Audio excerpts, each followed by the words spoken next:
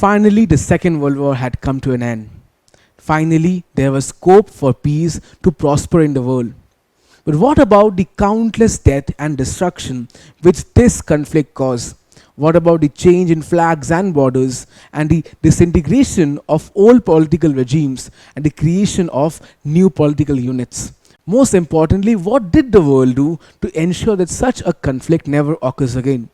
When the Allied forces marched into the Nazi concentration camps, they found millions of dead Jews.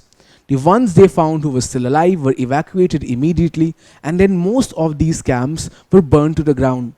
While these camps were burning, some of the survivors came up and wrote on the walls of these camps in their own languages the words, "Never again." So let us understand what were the consequences of this deadly conflict which led to such collective human realization. Do you remember who the Axis powers were? Italy, Germany and Japan, after signing the Rome-Berlin-Tokyo Axis Pact, became the Axis powers. And in the Second World War, they were fighting against the Allied powers. Now you must remember that the end of the Second World War came with the defeat of the Axis powers.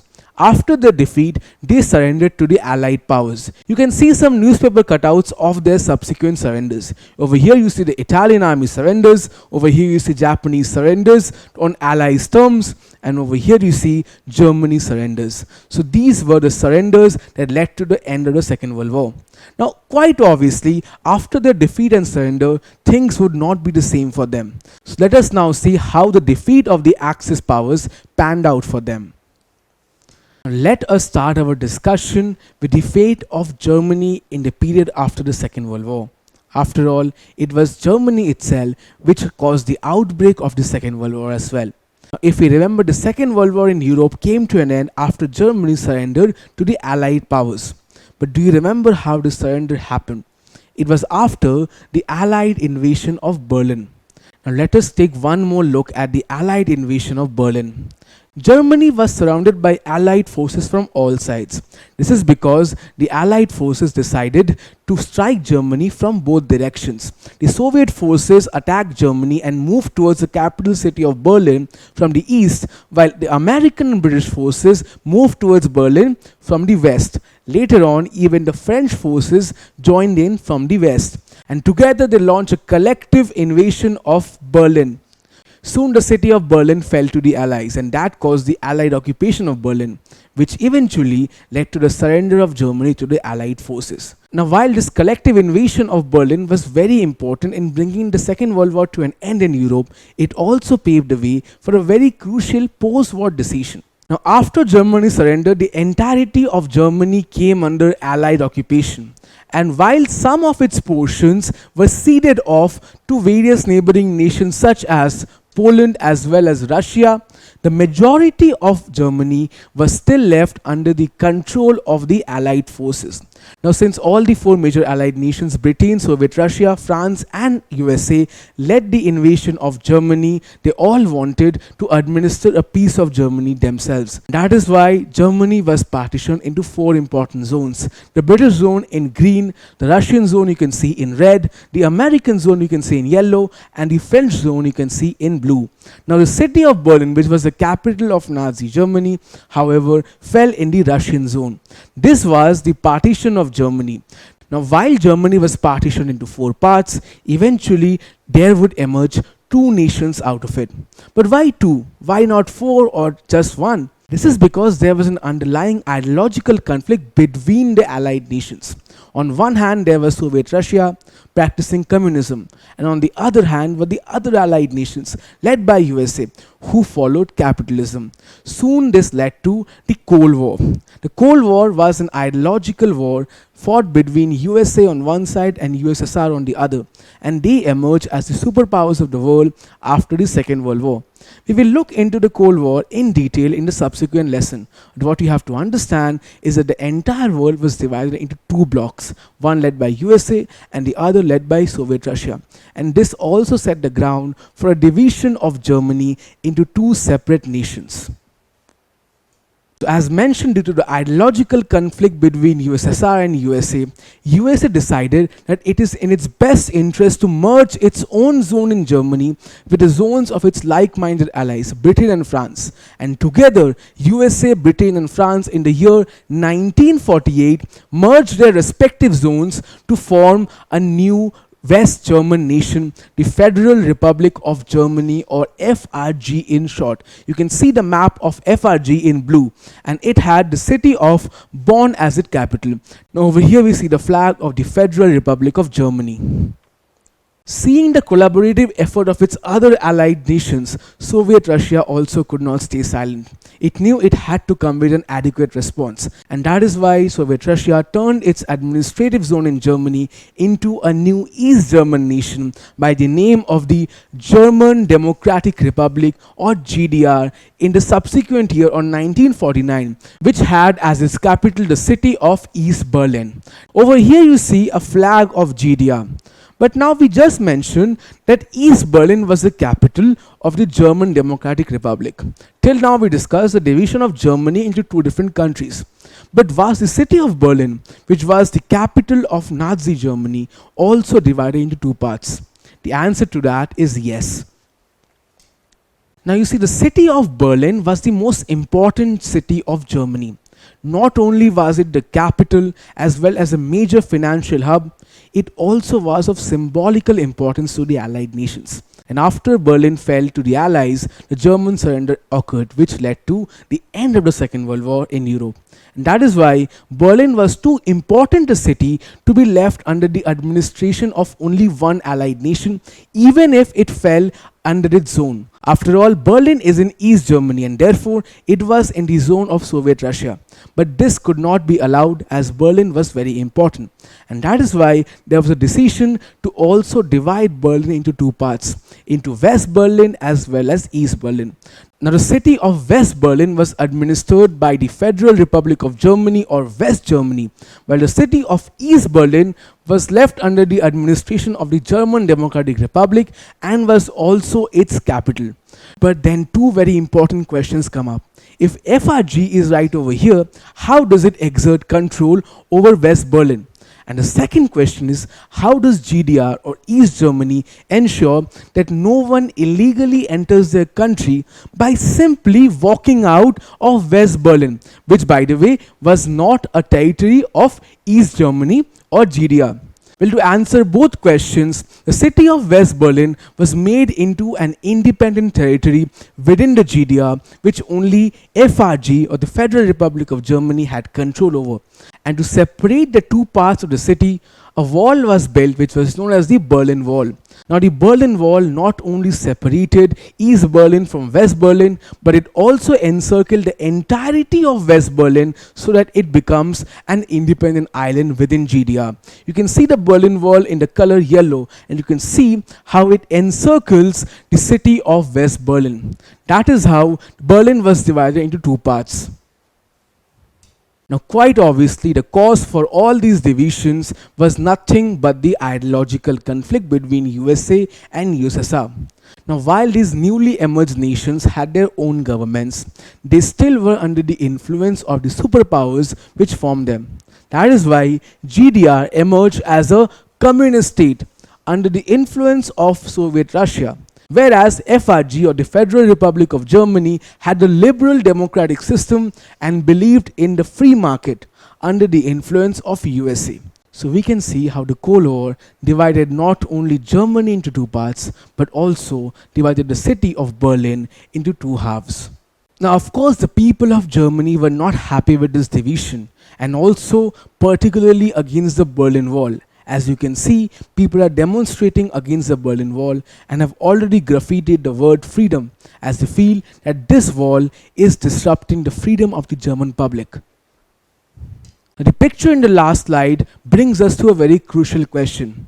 Do you think that the Allies divided Germany amongst themselves without caring for the Germans? Over here you see an illustration where we can see that USA and USSR are splitting Germany into half, and the people of Germany have no will in it. So it's a satirical depiction where they're sawing Germany into west and the east, and the people of Germany, as you can understand from this picture over here, are not happy about it and they are not willing.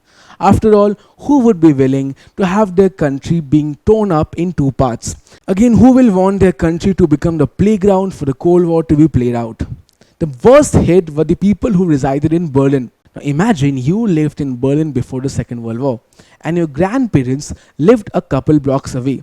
They are your dependents and therefore they require your help.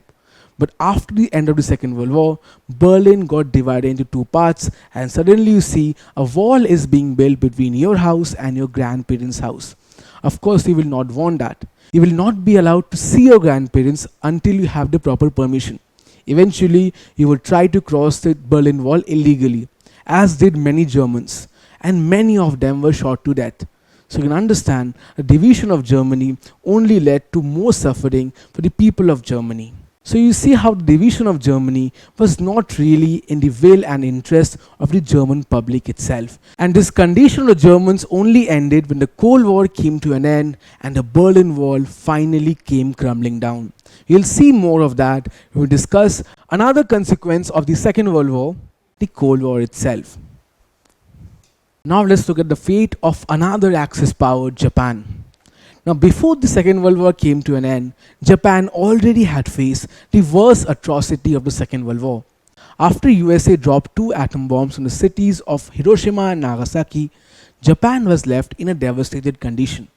That eventually caused the surrender of Japan to the Allies. After Japan surrendered, the Allied powers mounted an invasion of Japan. Much like the defeat and the surrender of Japan, the invasion of Japan was also led by USA.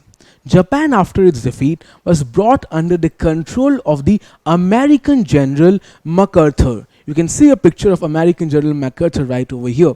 He was the commander of the entire Allied Pacific Front, and it was he who led the Allied occupation of a devastated Japan.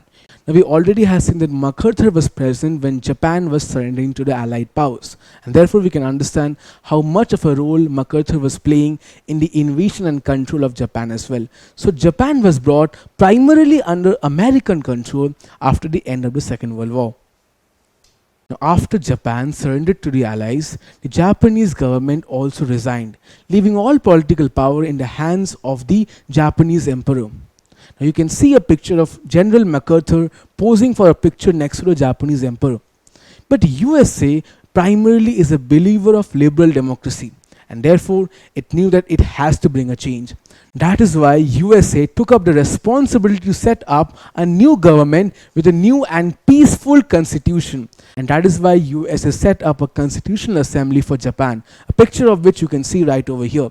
The purpose of this constitution was to create a liberal democratic Japan. Now this new constitution turned the previously powerful Japanese emperor into a constitutional monarch and gave all power in the hands of the new democratic government. Even after the creation of the constitution, American control continued for a few years because Japan was not politically stable to emerge as a new nation. But finally, in the year 1952, American control ended, and by that time, USA was able to design a new Japanese state completely based on a Western model. So it was an Asian nation, but it was based on Western principles, philosophies, as well as an overall Western influence. Now you can see some instances of US influence on post-war Japan in these pictures over here, where you can see a replica of the Statue of Liberty as well as a replica of the Mount Rushmore monument built in Japan. That is how much they were influenced and mesmerized by American culture as well as American political ideologies. And that set the ground for a new Japanese state built on a Western model. Now USA financed the economical progress of Japan, primarily investing in the shipbuilding industry of Japan, and also helped Japan find a new position in the international sphere. This turned Japan into a primary ally of USA in Asia, and this was also important for USA as Japan lied right between USA and its ideological rival Soviet Russia. So you can understand how most of the post-war foreign policy was primarily shaped by the Cold War. Can you answer this question? When did the American control over Japan end? Was it in 1949, in 1951, in 1952, or in 1950? The correct answer is 1952. Japan has emerged as a beacon of technological development in the modern world. The cities of Tokyo and Oklahoma, which are one of the most developed cities in the entire world, are in Japan. The reason Japan has been able to go this far is primarily because of its post-war reconstruction, which was again financed, funded and supported by USA. Now that makes USA a primary ally of Japan. But then many historians comment that the reason Japan required reconstruction is also because of USA. After all, it was USA which dropped 2 deadly atomic bombs on Hiroshima and Nagasaki, thus leaving Japan scarred for life. But perhaps this is not a fair conclusion, as another school of historians think that Japan had a fair share of war atrocities during the Second World War, starting from the bombings of Pearl Harbor all the way to the killing of women and children at Nanking. So it was clear that Japan had to be stopped, but at what cost? After all, USA dropped the atom bomb to put an end to the Japanese menace. That is why many historians and economists conclude that USA led the reconstruction of Japan out of guilt, because USA felt that it was primarily responsible for Japan's condition, and also because USA wanted to display to the international community that it believes in peace and progress, even if that peace and progress needs to be established by something as deadly as an atomic bomb. You can see this illustration where USA is seen carrying the weight of 2 deadly atomic bombs, and that caused the guilt, which many historians conclude was the reason why USA led the reconstruction of Japan in the post-war period. What are your thoughts about that? Now let us look at the fate of the war criminals of the Second World War. The primary war criminals were the leaders of the 3 Axis nations. They were Hitler of Nazi Germany, Mussolini of Fascist Italy, and Tojo of Japan. Let's look at what happened to them. When the Allied powers invaded Berlin, Hitler knew that his time had come. He knew that the Allied powers would arrest him and then later execute him for his crimes. That is why Hitler committed suicide in his bunker. That is one down. Let's look at Mussolini. Now the Allied powers had already invaded Italy a long time back, even before the end of the Second World War, and they had placed a new government in Italy, replacing the one led by Mussolini. Mussolini had fled and was hiding in the countryside, but he thought of escaping Italy altogether. He did this in disguise, but he was recognized and captured. This is what happens when you put posters of your face all over the country. You get instantly recognized. That's what happened to Mussolini, and he was captured by none other than his own countrymen, who took him to a village square and then hanged him upside down alongside his other accomplices. Look at the irony over here. The very same countrymen who led to Mussolini's rise as the Il Duce eventually led to his death. Finally, let's look at what happened to Tojo.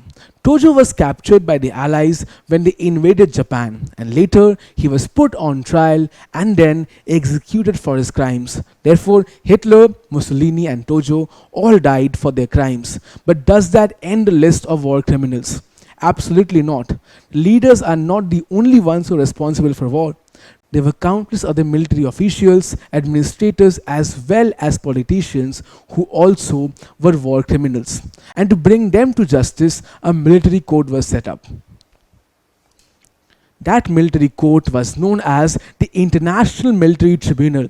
This was set up at Nuremberg in Germany in the year 1945 and presided upon by the top military officials of the Allied forces.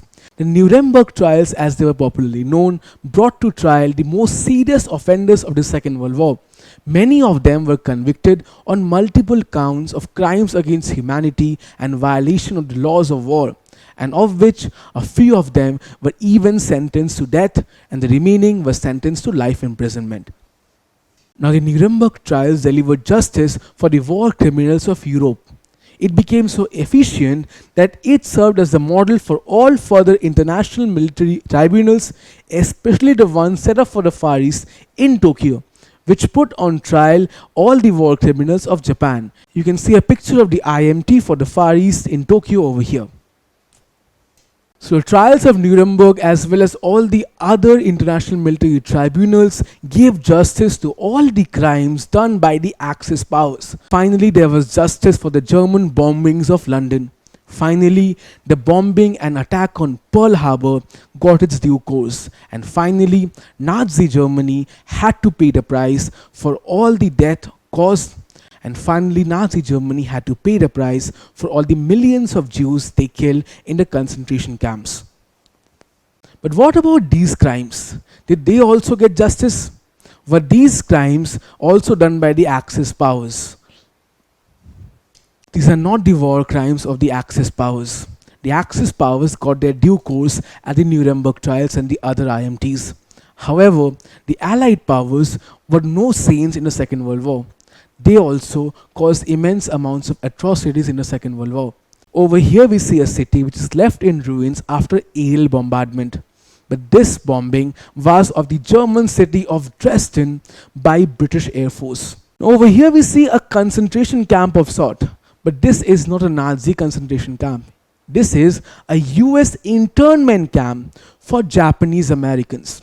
In the Second World War period, the Japanese Americans were suspected of being spies for Japan. That is why countless Japanese Americans were put up in these internment camps, where the living standards were so low that many succumbed to diseases. And finally, coming to the worst atrocity of the Second World War itself is the US bombing of Hiroshima and Nagasaki, where we see a picture of Hiroshima left in ruins after the bombing. What about these war crimes? The international military tribunals were extremely silent on the crimes done by the Allied nations in the Second World War. That brings us to a conclusion that there is perhaps no fair side in a war. That is why many historians comment that there is no fair side in a war. The victors decide the narrative of the war. And that is what we see over here as well. So in this lesson, we saw the fate of the Axis powers after their defeat and surrender. We saw a division of Germany, Japan under American control, as well as the fate of the war criminals. In the next lesson, we will be looking at another very important consequence of the Second World War, the Cold War. Don't forget to subscribe to our channel and hit the bell icon. You can also register for free at DeltaStep.com or download the DeltaStep app to learn one-to-one with our amazing teachers or to get access to all our 5,000 plus amazing videos as per your school syllabus. Master each topic with our adaptive practice technology. Get million plus questions with step-by-step solutions and unlimited mock tests. Get all your doubts resolved instantly. Learn via games and win amazing prizes like PlayStations and iPads. So at DeltaStep, learning is not just fun and easy, it is rewarding too. So register for free now.